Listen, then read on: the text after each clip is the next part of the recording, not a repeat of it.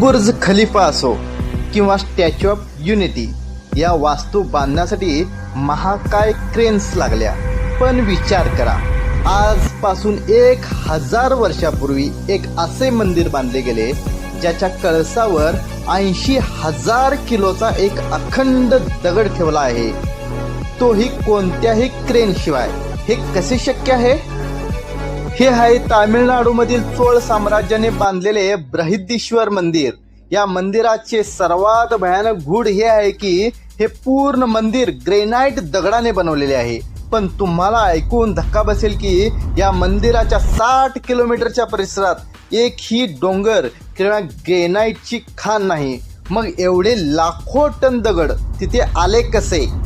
आणि त्याहूनही मोठे रहस्य, मंदिराच्या सर्वात वर ठेवलेला 80 टनाचा तो गोल दगड। संशोधकांचे म्हणणे आहे की तो दगड वर नेण्यासाठी चोळ राजाने चक्क 6 किलोमीटर लांबीचा रॅम्प बनवला होता आणि हत्तीच्या सहाय्याने तो दगड वर खेचला गेला। पण या मंदिरात सिमेंट किंवा चुन्याचा एक थेंबही वापरलेला नाही। हे मंदिर फक्त दगडांच्या इंटरलॉकिंगवर उभे आहे। सलग 6 मोठे भूकंप येऊनही या मंदिराचा एक दगडही हलला नाही।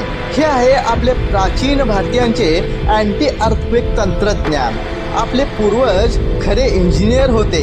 आपल्या इतिहासाचा हा सुवर्णकाळ प्रत्येकापर्यंत पोहोचवायला हवा। व्हिडिओ शेअर करा आणि अशाच सनातनी रहस्यांसाठी आपले चॅनेल सबस्क्राईब करा।